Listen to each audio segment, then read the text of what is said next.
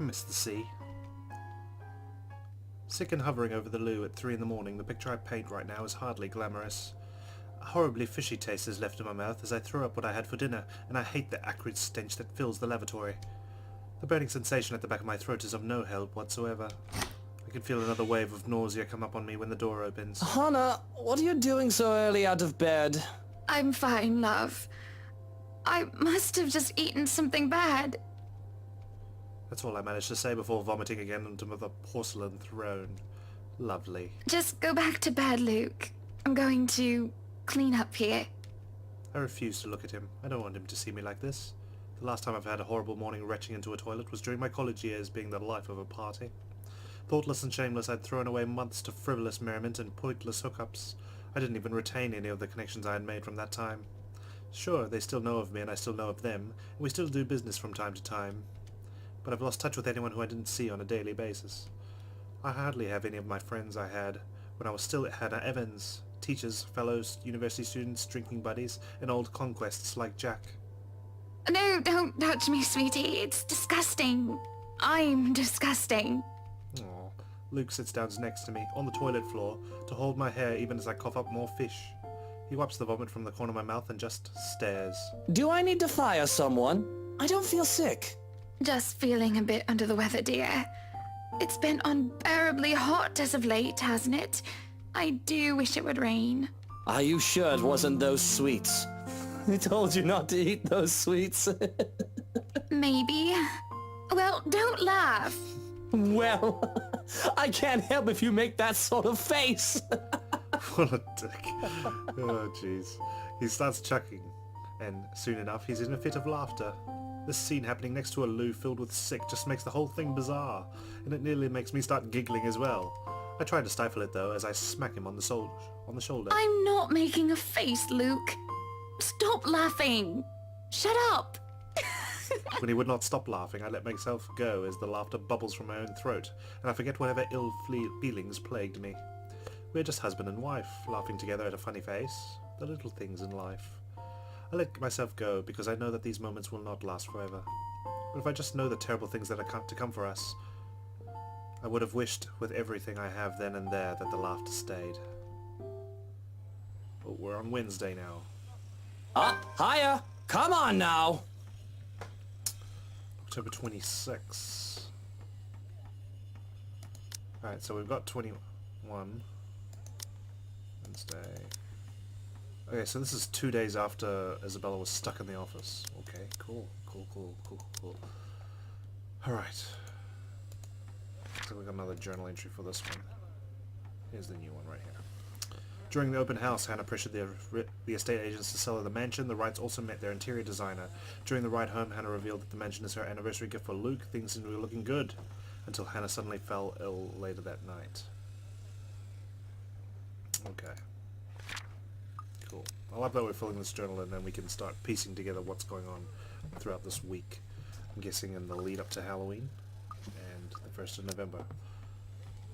The place is bustling with movers carrying furnishings here and there, along with several trunks of personal belongings taken from our penthouse. Luke watches them like a hawk, making sure nothing is handled carelessly or gets stolen. Careful now!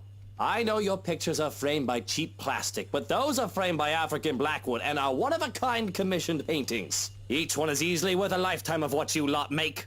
Luke, do the dishwashers go into the kitchen or the butler's pantry? Pantry, Buttercup. Careful, that's Emma. No, you there, put that down. You do not manhandle a Napoleon Abueva. I can see the exasperation, and I have to send the foreman an apologetic glance. Oh god. Even Johannes rolls his eyes as he goes by. Considering Luke is always like this during a project, Johannes and I have gotten used to it. Poor Marianne, on the other hand, looks a bit stressed at seeing the gigantic mess before quickly going back to work. Everything just has to be perfect, exactly the way he wants it. One little thing out of place, one little thing that didn't fit the image he clearly constructed in his head, and Luke gets bent out of shape. Sweetie, why don't we go and sort your suits upstairs? Let Johannes and Marianne and the foreman deal with the rest of the work. We have this, Mrs. Wright. Yes, please do go before a blood vessel bursts. Bloodstains are so troublesome to clean. Jeez, ominous. Taking him by the hand, I lead him upstairs into our bedroom. Wowee. This place has been arranged first so that we can get some rest, no matter what the state of the rest of the mansion is in. I am definitely glad I can just lie down on a soft, comfy bed after what has been a busy morning. Watching Luke act like his life depended on getting this move done is tiring all on its own. And to think I have a whole day of this ahead of me. I feel the bed dip beside me as Luke sits down with a sigh. Well, I can't wait for this to be over. I don't know. It's fun seeing you all fired up. Here at home and not at work, you know. You know I can't always be home, Hannah. I have a company to run, unless you've forgotten. I haven't forgotten. You're the one who insists on being there to make sure each and every little thing is under control. I just really miss you sometimes, and I wish you were at home more often. Why, if you're not careful, I might go a bit loopy and I'll start bringing cats home. And soon enough, one day you'll find yourself going home to a farm just filled with felines that follow you everywhere. Oh, don't bluff. The things would shred up your precious furniture. Besides, you don't even like cats. True, true. Dogs are infinitely superior, of course. Don't let Mary Ann hear you say that. But what about the wet dog smell? The mess? I'm not cleaning up after a mutt, no matter how cute. If you think about it, a cat would be better. We laugh. It's not always that we could just lie down and talk about these sorts of things. To joke around as if we're teenagers again, with very little problem in the way of responsibilities and roles. To hear his genuine, honest-to-goodness laughter is a rarity. It's just the second time, as of late. And I can only see it as signs of good things to come. All good points. I guess we could just have kids. That is, if you prefer dealing with soiled nappies and sick as opposed to dead birds, mice, and litter boxes. I've already told Mary Ann about turning the second bedroom into a children's room. I guess sometimes I don't know when I'm crossing a line. I didn't say that I'm a good comedian, did I? Look at his face. Not this again. What? I wasn't being serious. Oh, she was. It's not something you take the piss out of. Having a kid is a big responsibility, Hannah. We've talked about this, haven't we? I'm not ready to be a parent. I'd probably end up killing the little brat by the week's end. God. Yeah, probably a good idea. We don't bring the devil's spawn into the world. What should I say? You'll be a great father. Apologize for bringing it up. I'm not going to apologize. I want to encourage him. You know, she does want to have kids. Carly likes you well enough. Oh, we repaired it a bit. That's good. Whew. The mention of our little goddaughter places a conflicted look on his face. Sometimes it is cute when he denies having a soft spot for the little girl. But then, sometimes it's sad, and it makes me wonder what happened to make him think so poorly of himself in this regard. Yes, well, it's Kylie. The tyke likes everybody and, on the off chance she doesn't, likes them well enough as long as they buy her sweets. And sure, that kid is great. But if I get tired of her, I can ship her back to her father at the end of the day. Having kids of our own will be a whole different monster entirely. I've never heard him talk about his father in anything but a business context. I recall Damien Wright. I kept hearing about him from my own father even before I met Luke. The business world praised him for running a tight ship, all until one mistake led to a great loss for the enterprise. It was then that news of Luke Wright, prodigy son and successor to the old man, started to show up, and he aided in its recovery and growth up until the Great Recession. I'm getting a bit off track.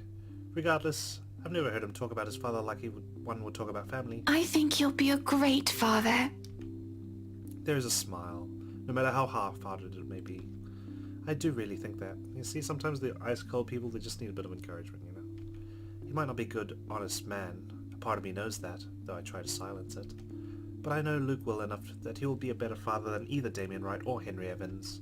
I love my father, but he never had the time. If it is any consolation, I think you'd be a decent mother. On the other hand, I've never heard of his mother. A silence settles, both comfortable and uncomfortable. There is familiarity in each other's company, despite the awkwardness that had transpired. Defenses and masks down, without anybody else looking, we're both together and alone in this quiet. But a crash from downstairs startled us both out of our reverie. Luke lets out a heavy sigh before coming up to his feet and straightening his jacket. I'll have to attend to that then. Oh god, I can just imagine, like, the guy who dropped that face right now. He's gonna be like, oh my effing god. Be good, darling. And watch out for your blood pressure. He gives me a kiss on the cheek before leaving while I lay there in a daze. Alone, as per usual. That's not good. That's not good. Don't leave me alone in this house. I really should be used to it by now.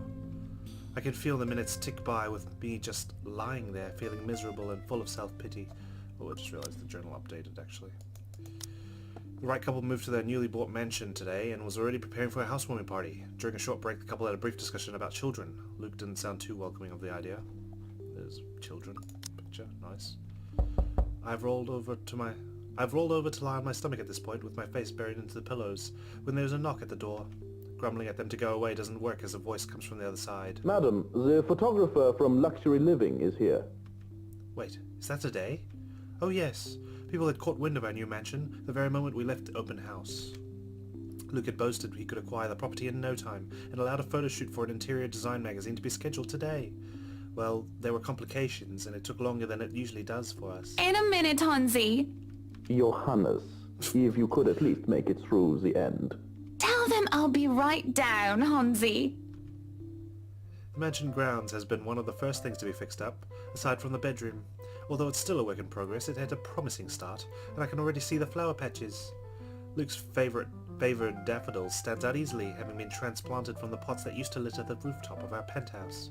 Why, if the moving crew thought that Luke was being hard on them, they clearly didn't see the landscaper on his way out. The man looked like he was ready to faint, and Luke seemed ready to kill him by the end of their discussion. It is in the gardens that I see him standing near the flowers in quiet admiration. Hey, it's Zach! He is hard to miss, the hulk of a man that clearly did not belong, and the big backpack and suitcase he has with him makes him look much larger. It is a peculiar sight, seeing someone who looks like he does, handling little delicate things with such care. He looks up from the gardens and does a double take before a friendly face replaces his serene expression. Miss Wright, yeah? Hi, Zachary Steele here from Luxury Living, ma'am. Hope you weren't waiting too long. But it looks like you're still moving in, huh? Thought for a second there my calendar was wrong and I came here too early.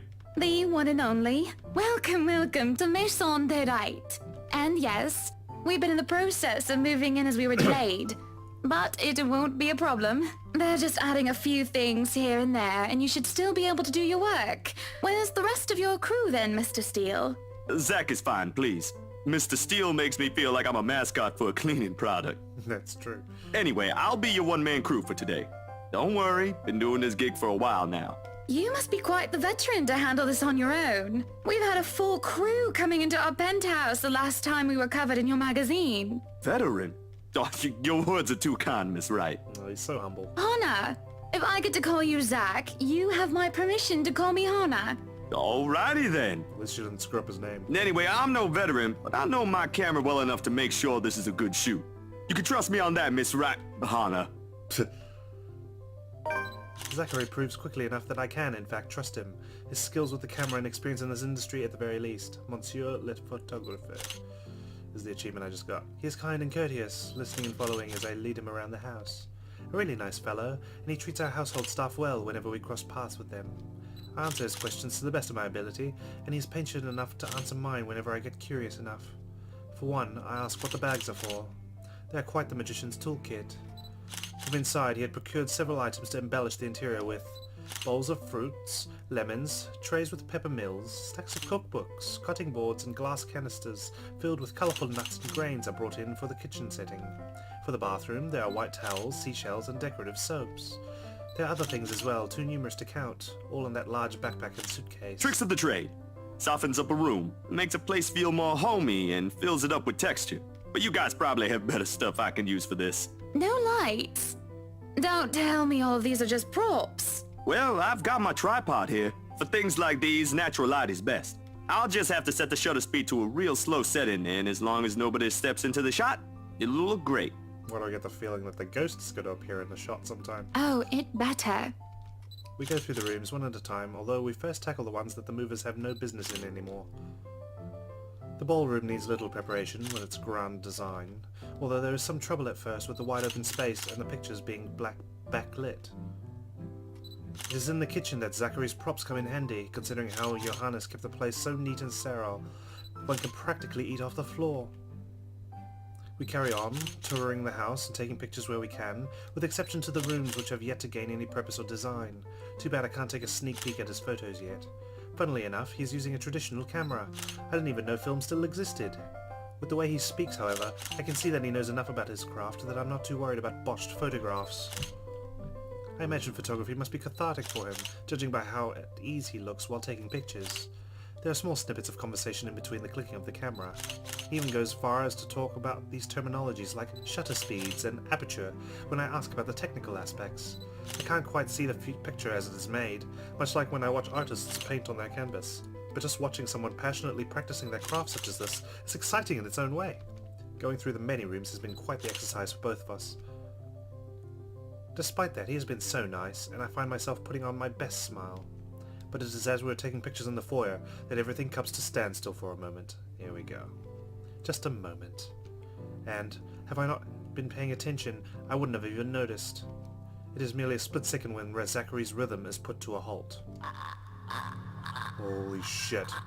His finger doesn't move to release the shutter. Wow. Whoa, I'm getting shivers again. Yet, he also doesn't pull the camera away from his face, gaze still firmly fixed through the viewfinder. His hands shake, and there's a light sheen of sweat in his forehead. Zachary? No response. Zach? Is something the matter? Lowering his camera, he blinks and stares at something behind me before shaking his head. Turning around, though, I see nothing that could have gotten his attention. Oh, no, there's nothing wrong. I just remembered something, that's all. Let's get back to the pictures. Can you move a bit more to the left, yeah? I struggle to respond this time. There's a sudden weight on my back and an indescribable tightness around my throat. Everything stops, and everything starts again as I manage to choke out. If you're sure. I don't know what just happened. It was probably just a dizzy spell. I'm fine, and he said he's fine. We continue at the same pace as before, although there's an unspoken agreement that we will not talk about what happened. So, is this a full-time job for you then? I'm gonna go back to the bloody pleasant piano again. My god. This plays with my heart so much. Nah, I just freelance mostly, for magazines, newspapers, and events. So you can't really call it a full-time job. It's fun and it puts food on the table, but it's not what I really want to do. At least, not all the time. What is it that you want to do then? Make movies. Maybe I've been out of line sticking my nose into other people's business, but I can't help but ask. No, it's good to show interest, I think. I regret doing so as I see his shoulders slump. His shoulders slump, and the easygoing air he has fades away. He looks torn over whether he wants to talk about it or not. Films. Documentaries mostly. But cinematography is a lot more difficult than photography, right? Agreed. I was working on this thing, actually. What thing? Well, it wasn't really a big thing. People didn't like Blue Fonzie very much. People don't like a film about colors. I suppose they would have liked Blue Bibby a lot more. Very funny. So, Grand Director, do you want to tell me what Blue Fonzie is all about? He hesitates. But when I refuse to budge on the matter, he gives in and spills it all out. Blue Fonzie, les hues, la plus sombre des noirs britanniques. That was poor pronunciation by me, I'm sorry. Dark blue, the darkest hours of the black British. He speaks with passion of one who has gone through the very matter he's concerned with. There is conviction, knowledge, and experience in his speech. Why, I would have told him that he's an amazing speaker, if only I wasn't so engrossed listening. Prejudice and discrimination in schools and in the workplace. Lesser chances for opportunity and higher chances of being treated like a criminal. He spoke of blacks and people of color in general, still being treated like second-class citizens, all because of the color of their skin. It is all just positively riveting. And sad. It comes to a point wherein he soon loses steam. He looks abashed, realizing what he had just done. Sorry, I just got so carried away and... It's fine.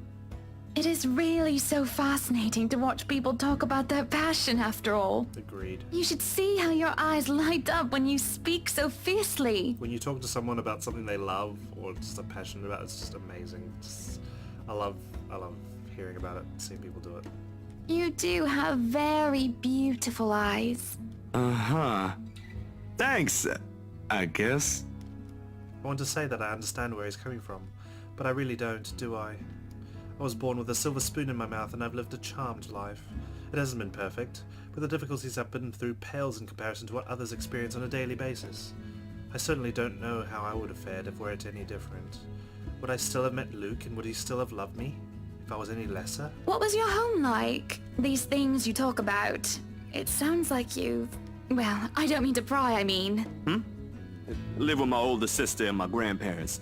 We had a shop selling all sorts of things below our flat. And well, I was one of the few non-white, non-British students in class. I didn't get pushed around or anything straight up. Even then, I was one of the biggest kids around, but a pencil and notebook would go missing, you know? Oh, that I knew. Children can be so cruel at times. Of course, it may be a slightly different story when you have personal guards, and the stolen item is not a pencil but an expensive heirloom. So what about you? How you liking your new house? It's pretty impressive.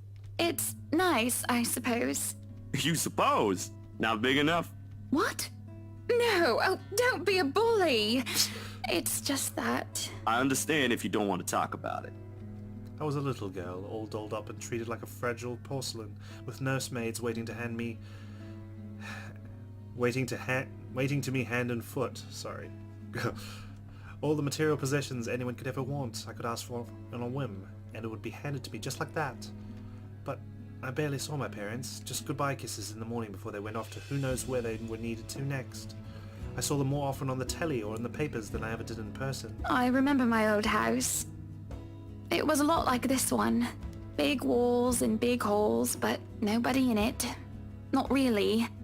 And that's why I can't live in a big house. I feel way too lonely. It makes you think how alone you are. A pensive mood overcomes us, and there's a moment where neither of us are sure how to go on from here. Things have gotten a bit too personal, yet it isn't wholly uncomfortable, as if we'd been friends before. Well, that's normal, ain't it? You just moved here. You'll make home out of it yet. He certainly makes it easy to believe that. My childhood house is indeed a lot like this one, just as large and as extravagant, but just as empty. I hope he's right. So, Monsieur le Photographe, you've covered the one and only Ermengarde Mansion. What's next on the agenda? The interview? Boring. It's an interior design and housing magazine. And they want to know what Miss Wright has to say about her interior design and house. Honor Wright thinks she bought a magnificent house that she can certainly brag about. Blah, blah. Boring. You know what they should print more of? I watched an interesting documentary the other day. Bleu Foncé, the darkest hours of the Black British. I recommend you watch it. Those are the things that people should know about. What do they care if I use a purple or green bowl of fruit in my kitchen? People, right? Oui. People are shite. What do you think? Do I look good with this angle? I strike a pose while he's busy, looking taken aback for a moment, probably not expecting me to just go and say such a crass word. But he recovers quickly, and after snapping a few shots, he grins. Yeah, vous êtes belle. You want copies of these ones? Yes, please. So, the big boy knows French. You must have wooed a few ladies. Unless you're into gents. Either way, French is, after all, the language of romance. Though I don't know about quoting fancy poetry, but I've made lunch for a girl before, and they did like that fancy French cuisine. Can you cook your best? I can cook just about anything as long as I know the recipe. C'est magnifique. It's been too long since I've had a nice proper chat with a good friend. No, Lee is certainly not a good friend. And although we've just met, Zachary is the sort who can probably befriend anyone. He's just a comfortable person to be around with. A bit too comfortable.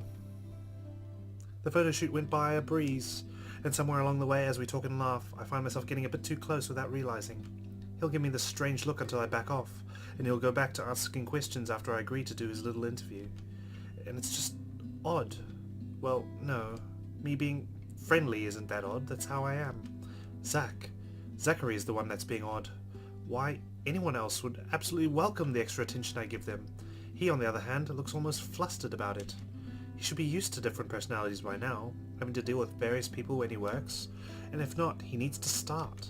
Perhaps nobody has shown him attention of this kind, but he's a big boy. He should be able to handle me. All it is a friendly touch here, a pretty smile there, and a gentle swaying of the hips as I move around. Oh my god. Zachary grew and grew more red every time he noticed. Am I being mean as I find enjoyment in seeing him unravel? Probably. Perhaps. This went on during the interview and beyond that. There's nothing wrong with what we're doing, right? Zachary and I are just having a playful, friendly chat while enjoying the outside view. At least, that's how I see it. I'm sorry, but I'm really getting distracted. Bet you are, you naughty boy, you. Could you maybe stop doing that? Stop? I'm not sure if I want to, though. Yeah, we should probably stop it. I'll stop if it makes you uncomfortable, sweetie. Good. Don't lead him on, please. Let's behave. Sorry. No, I should be the one apologizing. Why, you're a shy one, aren't you, big guy? It's not that, but... He gestures to the ring on my finger and lets the fact of the matter hang heavily between us. Exactly. Good man! I respect you, Zachary. Well done. Being told implicitly that I'm being too forward is not a common occurrence.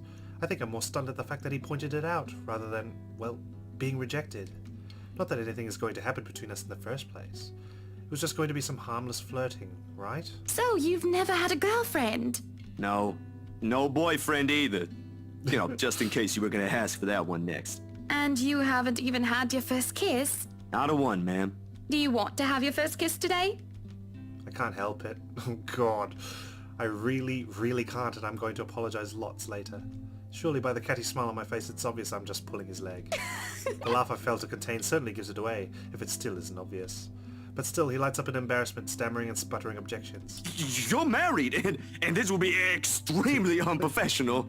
I never said I would kiss you, silly. Oh, Johans! No, what? Oh No! god, no. Don't call your butler. She's Hannah. That would be for the better. I don't think his husband would appreciate it if I made him kiss another man. I do not think he can hear us from here either. But it is hard to think you're not taken, Zachary. Why, whoever becomes your girlfriend will be so lucky to have you. You can cook and take wonderful photographs, wonderful meals and wonderful memories. I can play guitar too. You can? Oh my. Wonderful serenades as well then. Perhaps I can find a young lady who deserves a fine, strapping young gentleman like yourself. Let's not get carried away. Besides, I gotta be going. It's getting late and I got someplace else to be. A shame. I will be expecting you again soon, I hope. For a copy of my photographs, yes? Course, I'll even deliver them personally. Just, you know, don't try to make me kiss your butler when I drop by. As fate would have it, the very moment the words leave his mouth, Johannes comes out of the house. Judging by the slight raise of his brows, he has heard only the tail end of the sentence. There shall be no kissing of any butlers under this roof. Danke. But you're not under a roof, are you, Hansi? To my amusement, he takes a step back, safely placing him within the threshold of the foyer and under the roof of the house. And just as ever, he's quick to return with a sardonic reply. I am now. As I was saying, madam, it's about time for supper. Will I be needing to set an extra place at the table? Oh, what? No, I was just leaving, actually. So, you have a good night, Hannah. And you too, Hansi. It was nice to meet you, Zach, honey. You have a safe trip. He nods, and the grin on his face as we say our goodbyes is the sweetest I have ever seen. I linger, looking out for him with his relatively tiny bicycle, backpack safely secured in the basket by the front and the suitcase hooked to the back. I watch as he went down the path back to Anselm Village until he's nothing more than a blip in the horizon. I cannot help the small smile on my face as I go inside for supper. Entering the dining hall causes me so much confusion. Oh my god, this place looks freaking creepy. Hannah met Zachary Steele, a freelance photographer from Luxury Living, an interior design magazine. Zachary was tasked to interview Hannah and to take pictures of the mansion and its new owners. What should have been a professional meeting ended up being friendly and perhaps too personal. It is dark. For a moment I thought the electric work is not up to par, but that clearly is not the case as every other room is bright with artificial light. Finding the light switch is a monumental task considering the size and my unfamiliarity with the room. To make matters worse, the darkness grants the room a different atmosphere, eerie and frightening. Yeah, that's definitely right. I love the atmosphere it's set, like the game. This artwork is pretty cool, I love it. It takes longer than I thought to find the switch, something that will have to be rectified later on. My skin starts to prickle, and there's a distinct feeling of being watched. It unsettles me, and only spurs me on my search. And when I do open the lights, there is a hiss. I'll turn the lights down, woman! Oh god. There, at the end of the hall, is my beloved husband with his face in one hand and a glass in the other. Perhaps I can let it go if it's only one glass of wine. However, I can feel myself go livid after seeing the toxic green liquid gleam mockingly at me. Luke, what? Are you drinking absinthe? Absinthe, oh my god, 90%! Dude, that's crazy. You know what the doctor said. Absinthe, Luke. Are you actively trying to kill yourself? Because if you are, we can just hit you with a bloody car! Honeybee, Buttercup, not too loud, please. Besides, it's Lelouch, not too strong. Just hair of the dog that bit me. Helps with the hangover, dearest. You drank? When? This morning, love. Don't be mad. I just needed a few drinks, having to deal with those simpletons. And maybe I had one too much. You don't see me whinging about you leaving me to handle them on my own. I had to attend the photo shoot and interview with Luxury Living. You know that. Let's not make this about me, Luke. This is about you and your drinking problem and... Oh, I don't know, Hannah, darling. What if my drinking problem, as you like to call it, is linked to you? Ooh, ouch. If we think about it that way, this discussion is about you. That was pretty mean of you, leaving me alone to do all the work like that. You can't use the interview as an excuse either, honey. I was informed the moment your little interview was done. So, what was it then, What were you doing? Oh, God. Let's be honest. Because if he knows something and we lie about it and he's drunk, it's gonna get crazy. I was talking with Zachary, the photographer for Luxury Living. Gone down. Gone down. I have no reason to tell lies. It's not like I'm guilty of anything. But as Luke's expression turns, he makes me feel like I actually am to blame for something. He has a way of making me laid bare with just a look. That had really struck me when we first met years ago. That giant Negro? You were having a secret meeting behind my back and it was with him? What are you implying? I'm implying nothing. I'm just worried. You know better than to trust those media types, Buttercup. He must have been really friendly to occupy your time like that. But all he's looking for is his next big headline. He's a photographer for an interior design magazine. Doesn't matter. You let one little thing slip, one wrong move, and it'll blow up in the telly in the morning. He'll go to his journalist friends to gossip and make a quick quid. His eyes were the first thing I noticed about him. They were like nature, the grass and the trees, wonderful and breathtaking. Now, as I look at him, they're nothing but the same shade of green as the bloody damn drink in his hand. He was a perfect gentleman, Luke. I can't say the same for you as of recent. Excuse me again? We're talking about you, Hannah. No, I am pretty sure we were talking about you and your drinking problem, Luke, Wright. Hangover forgotten during the course of this little spat, the man jumps to his feet and seethes. It looks like he's barely stopping himself from throwing the nearest thing he can find. Oh, it is not a problem. I can stop whenever I want. That's what people with problems say. And even if it was, I think you can very well stay out of it, as it only affects my own kidneys or liver or whatever the bloody hell that shite pollutes. Whatever aftermath that occurs because of your little chit-chat with the Negro affects the both of us, however. How rude. Look, Luke, nothing will happen. You have to relax. It was just a friendly chat. Well, now I think I'm getting jealous. Or I would be if it weren't for this damn headache. Maybe you should drink more. Maybe. Supper is spent in silence with nothing but the occasional sound of silverware. A grand feast has been served. Well, grander than usual anyway, most likely due to Luke's complaints of stress. A platter of native oysters for starters, and a tranche of turbot with purple sprouting broccoli, lemon, capers, and anchovy sauce for the mains. To finish it all off, black tea and golden syrup sponge pudding with custard. But when our appetites are appeased and the plates are cleared away, Luke stands, kisses me goodnight, and leaves me to stare at my half-empty cup. Lonely in the lull of night, I sit in a house too big and too empty, foreign and unwelcoming.